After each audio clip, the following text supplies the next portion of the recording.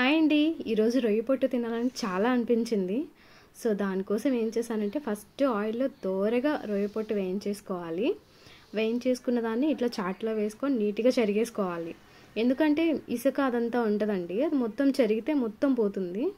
ఇట్లా ఎండుమిరపకాయలు వేసుకొని, ఎండుమిరపకాయలు, ధనియాలు, ఆవాలు, మెంతులు, జీలకర్ర ఇవన్నీ వేసుకోవాలి. వేసుకున్న తర్వాత ఒక బాండిల్ పెట్టుకొని ఆయిల్ వేసుకొని దాంట్లో ఇవన్నీ దోరగా వేయించేసుకోవాలి. మీడియంలో పెట్టేసుకొని చేసుకోండి. ఈజీగానే ఉంటుంది ఈ ప్రాసెస్ అంతాను. చాలా ఈజీగా ఉంటుంది, టేస్ట్ మాత్రం సూపర్గా ఉంటుంది. అట్లా ఎప్పుడు కర్రీస్ తింటుంటే బోర్ కొడుతుంది కదా. సో ఇదంతా వేయించిందంతా ఇట్లా రోల్లోకి తీసుకొని నీట్గా దంచేసుకోవాలి. దంచేసుకుని అంటే కొంచెం సాల్ట్ వేద్దాము, ఎందుకంటే తొందరగా మెదిగిపోతుంది కాబట్టి కొంచెం సాల్ట్ వేసేసుకొని, సరిపడా సాల్ట్ వేసుకోండి. కొంచెం అన్నాను కదండి, కొంచెం వేసుకోకండి. మొత్తం ఇట్లా మెత్తగా దంచేసి ఇట్లా ఇంకొంచెం మెదగాలి.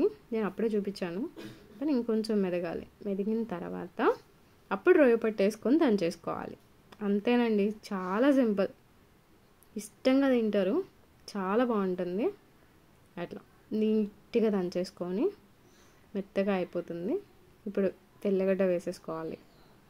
వేసుకొని ఇట్లా దంచేసుకొని మరీ మెత్తగా కాకుండా కొంచెం కలుపుకునే విధంగా దంచేసుకొని ఇప్పుడు వేడి వేడి అన్నంలో ఈ రొయ్య పొట్టు వేసేసుకొని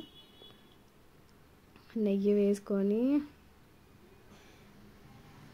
చాలా బాగుందండి. అసలు కలుపుతున్నప్పుడే అసలు స్మెల్ ఎలా వచ్చిందంటే ఒకలా అనిపించింది. అందరు ఇంకొచ్చేసారు కలపడంతో, ఒక్కొక్క ముద్ద పెట్టు అంటూ. అంత టేస్ట్ బాగుండిందండి. మీరు కూడా ట్రై చేయండి. చాలా ఈజీ ప్రాసెస్ ఇది. చెప్పినట్టే ఇందులో చెప్పాను కదా, సేమ్ యాజ్ ఇట్ ఈజ్ అలా చేసేసుకోండి, అద్దరిపోయే టేస్ట్ వస్తుంది.